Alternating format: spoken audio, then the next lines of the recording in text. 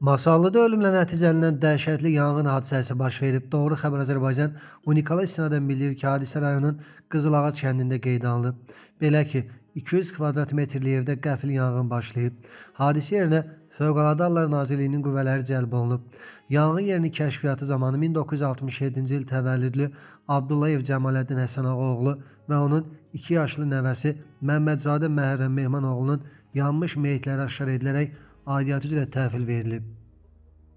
Hadisə yerinə Masallı rayon İcra Hakimiyyətinin başçısı Araz Əhmədov və rayonun hüquq mühafizə orqanlarının rəhbər şəxsləri gəliblər. Baş vermiş yanğının təfərrüatları məlum olub. Hadisənin baş verdiyi ev Seyid Mirəsən ağanın ocağı kimi tanınır. Bildirilib ki, hadisə vaxtı Seyid Mirəsən ağanın nəvəsi 1967-ci il təvəllüdlü Abdullayev Cəmaləddin Həsən ağa oğlu evin yandığını görüb və 2 yaşlı nəvəsi Məmmədzadə Məhərrəm Mehman oğlunu xilas etmək üçün yanan mənzilə daxil olub. Bu zaman alov daha da şiddətlənib və taxta konstruksiyalar tamamilə əhatəyə alıb. Nəticədə nəvə və onu xilas etmək üçün evə girən babası yanaraq həyatlarını itiriblər.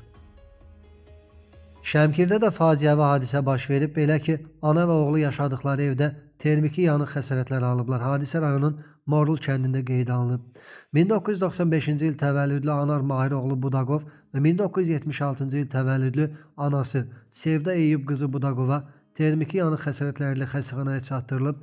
Tibbi yardımlara baxmayaraq Sevda Budaqova vəfat edib.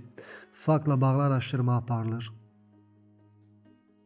Salyan rayonunda bu il yanvarın 31-dən itkin düşən şəxsin meyidi aşkar edilib.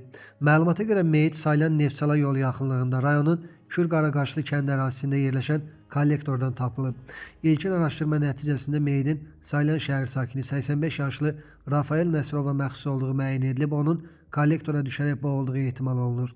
Faktla bağlı araşdırma aparılır.